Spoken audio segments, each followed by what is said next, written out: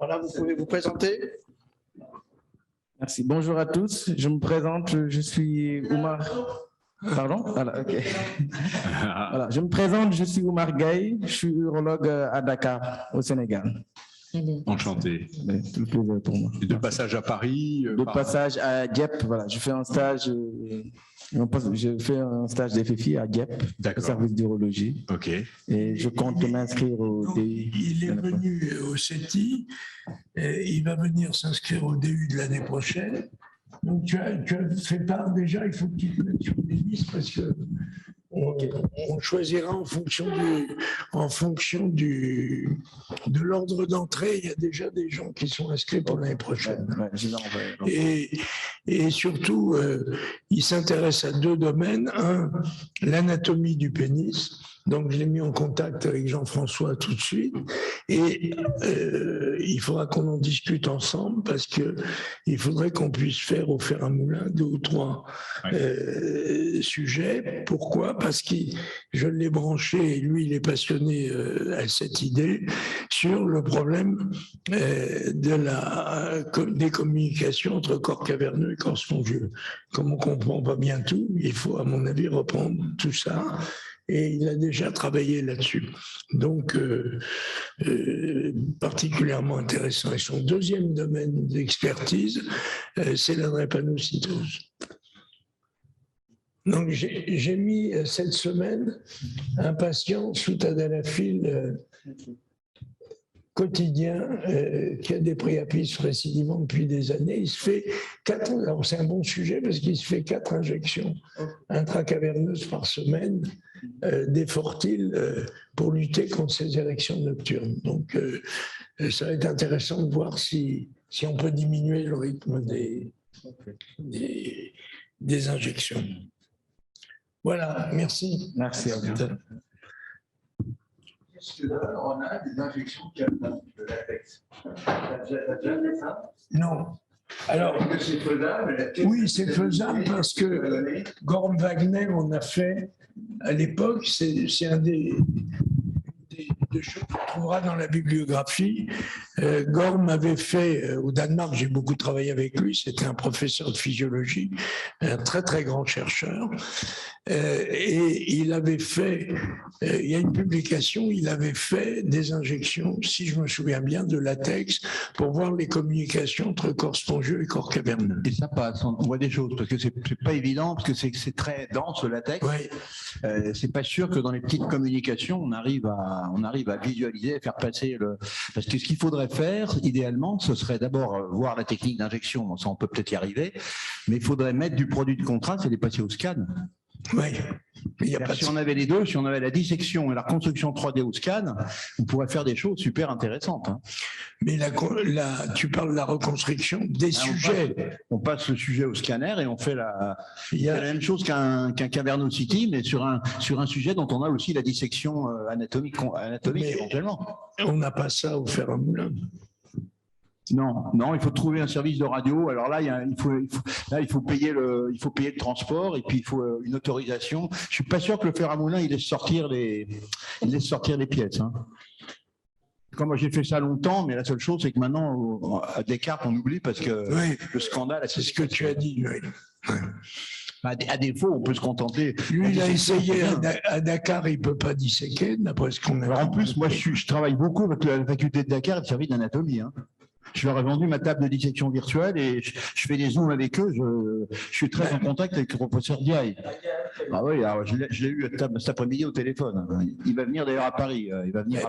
Peut-être tu pourrais peut-être voir avec lui. Bah oui, absolument, on peut en parler, oui, bien sûr. Parce que eux, je suis pas sûr qu'ils aient beaucoup de. C'est un peu pour ça que je leur ai vendu ma table, c'est parce que on peut pas beaucoup disséquer. C'est ce que tu nous as dit. On peut en parler, d'accord. Ok. Mais il faut absolument qu'on résolve ce problème parce que c'est une inconnue qui reste entière. Tu es d'accord, Eric?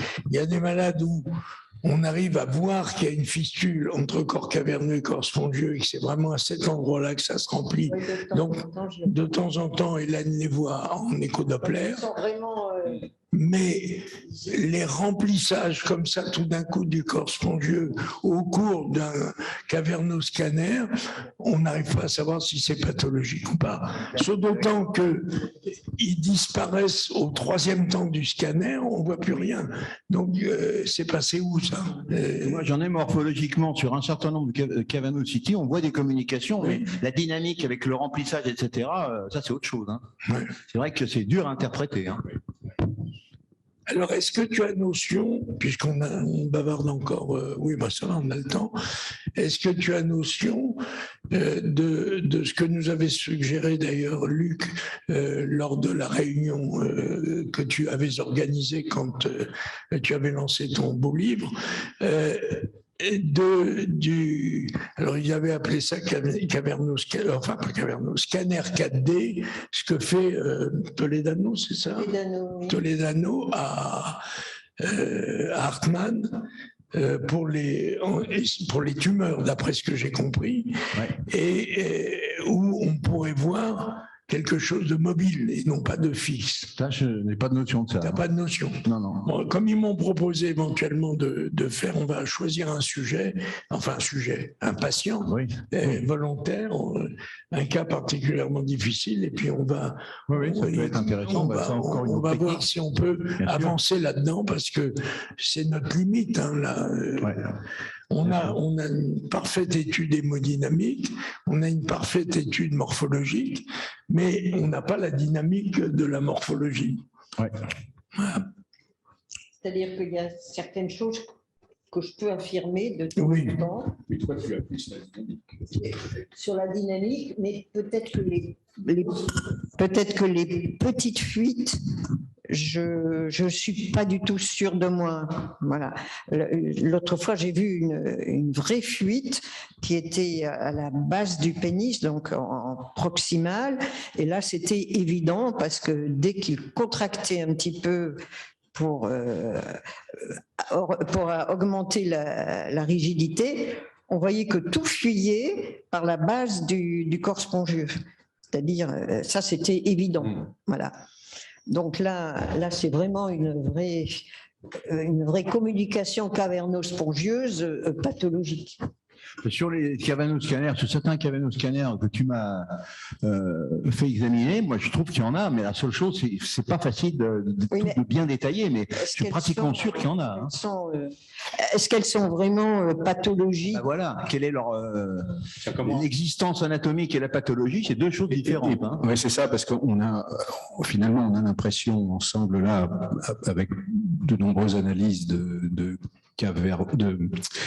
corps spongieux opacifiés lors du cavernoscanner, on a l'impression qu'après le corps spongieux se comporte comme un cul-de-sac. Non drainé, sauf ce patient que tu as vu, où là c'est différent, il y a un drainage. Donc ce patient-là, il faudrait traiter ces communications cavernoso-spongieuses ou la sortie du corps caverneux, du corps spongieux vers le système veineux pelvien. Mais finalement, c'est pas très fréquent, on a l'impression.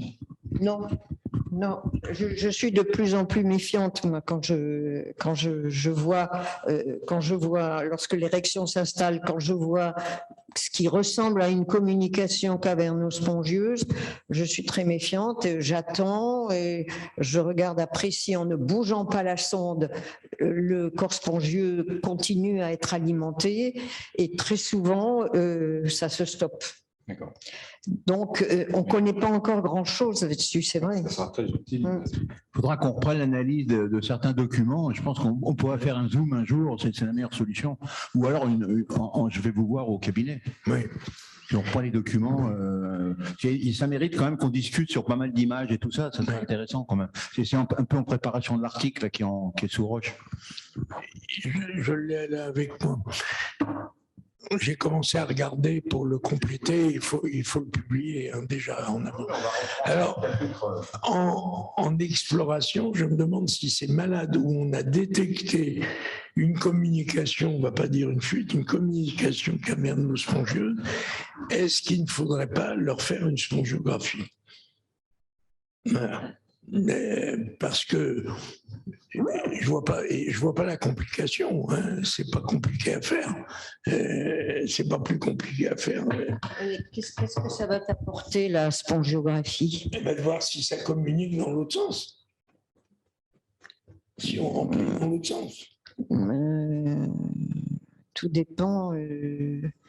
Est-ce qu'il y a des valvules? Est-ce qu'il y a des valvules dans cette communication? Il faut savoir si est-ce qu'il faut faire la spongiographie sur la verge en érection ou sur la verge flaccide déjà pour commencer. Donc c'est à réfléchir, il faut réfléchir et vous êtes les bienvenus dans la réflexion. Donc, il est arrivé nous rejoindre Christophe Krull, qui est médecin vasculaire pour ceux qui ne le connaissent pas. Ce sont les étudiants, à part le professeur Hull, qui est un vieil étudiant, et toujours comme nous, ce sont les étudiants du DU de cette année qui sont là, mais que tu avais peut-être vu certains les autres fois. Et Jean-François travaille très fréquemment avec nous et on espère qu'il va travailler encore plus fréquemment avec nous. Et nous aider. Christophe, je ne sais pas pourquoi. Je suis fatigué. Je crois qu'on va pouvoir commencer. Qui est là en Zoom? Il y avait Marie, il y a Abby. Je viens de me connecter. C'est Fadi à l'appareil. Fadi Sabra. Bonjour Fadi. Fadi est là. Bonjour. Voilà. Sébastien qui vient de se connecter. Oh, attendez, j'ai mal. Qui ça? Sébastien. C'est votre Sébastien Chaussery, qui est un de mes collègues angiologues, probablement. Ah, bon. D'accord, bonjour. De Caen? De Caen, oui, tout à fait. Oui. Et vous n'étiez pas encore passé chez nous? Bonjour. Non, Sébastien n'est pas encore venu, je crois. Excusez-moi, mais j'ai pas de webcam, hein, je suis désolé. Donc en principe, on a encore un ancien du DU de l'année dernière qui doit venir, c'est Marc. André Rogopoulos de Nice avait dit qu'il se connecterait. Il va sûrement prendre le train en marche. Mais on va commencer à l'heure pour essayer de passer le plus de dossiers possible. Le but on va pas, j'avais fait une diapo, mais c'est pas la peine. Donc l'ordre des choses qu'on va voir aujourd'hui, c'est qu'Éric va vous faire un petit topo sur les arguments cliniques qui font penser que le patient qui vient devant vous a une fuite caverno-veineuse. Ensuite, il vous montrera une première réussie, entre guillemets. Je lui laisse le plaisir de vous dire ce qu'il a fait. Et puis ensuite, on passera la parole aux Canets qui ont à nous présenter une série de cas dont nous sommes très fiers parce que ce sont les premières investigations d'un groupe qui s'est formé à la suite de la formation du DU d'Étienne Joguet, qui est présent ici, qui est chirurgien vasculaire, qui a réuni autour de lui des médecins vasculaires, un sexologue, et un radiologue, bien sûr. Il va nous montrer les premiers cas cliniques qu'ils ont enregistrés, peut-être même des interventions, je ne sais pas, c'est une surprise. Voilà, à toi Éric.